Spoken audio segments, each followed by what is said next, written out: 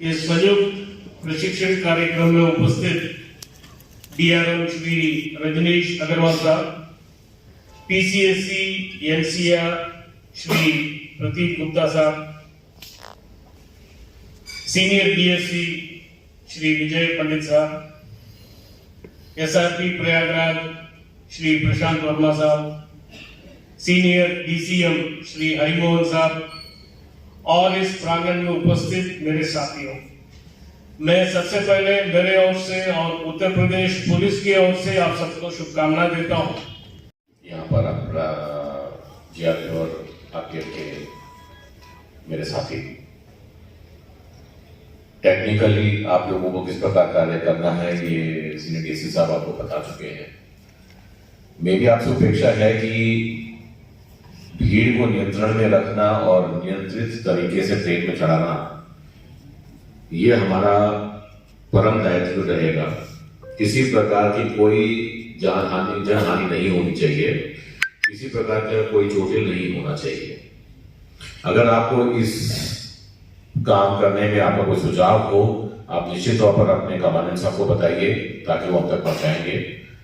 आप लोग के बाकी जो उन्होंने जैसे बताया है, मार्गदर्शन दिया है कि अगर आप ड्यूटी पर तैनात हैं, जो आपकी बीट है उस वहां से आपको अनुपस्थित किसी भी परिस्थिति में नहीं होना है। वहां पर आपका जो भी व्यवस्था है वहां पर करी जाएगी।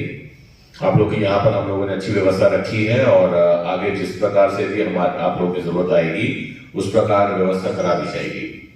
तो ये हम लोग सुनिश्चित करेंगे, लेकिन आप लोग ये सुनिश्चित करिए कि प्रयागराज मंडल का नाम जैसे महाकुंभ में बहुत अच्छे शब्दों में लिया जाता है, तो इस माघ मेला के बाद प्रयागराज मंडल एक अलौकिक रूप में निकल के आया कि कहीं पर भी अगर किसी प्रकार की भीड़ को केंद्रित करना हो तो यहाँ के हमारे रेल कर्मियों से सीखें।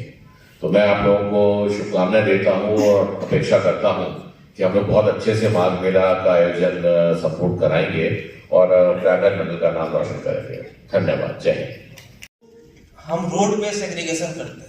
जितने भी लोग सेग्रीगेशन में लगेंगे, यहाँ पे कुछ इंचार्जेज हैं, मुझे पता है, जो पिछले बार सेग्रीगेशन में लगे थे। देखिए, अगर हम सेग्रीगेशन का काम है, सेग्रीगेशन का मतलब होता है कि हमारा रोड पे पहले स्नान करके सभी श्रद्धालु हमारे स्टेशन की तरफ आ रहे हैं, हमको पता नहीं है कौन किस दिशा में जाए, तो किस प्लेटफॉर्म पे भेजना हमको पता नहीं है।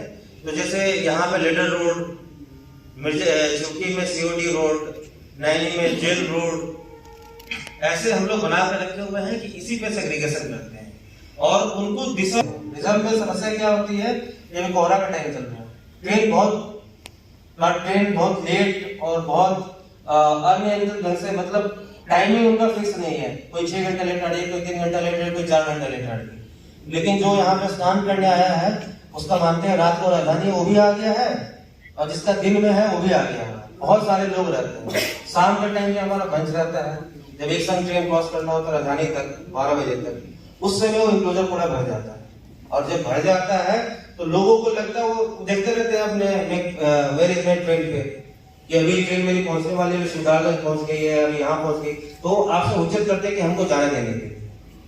उसमें हम लोग को जो पिछले बार जो बना कर रखे थे कि फॉर केबिन बताता था हमको इस ट्रेन को आधा घंटा के अंदर ले लेंगे, उसको खड़ा करते थे, लाइन बनाते थे, उनका टिकट चेकिंग करते थे, उन्हीं को भेजते थे। तो वहां पे मैनेजमेंट अगर अच्छे से कर देंगे तो जो हमारे पिछले बार जो सबसे बड़ा समस्या था कि हमारा प्लेटफॉर्म खाली नहीं रहता था। प्लेटफॉर्म खाली नहीं रहने के बहुत सारे मतलब उसके कारण है।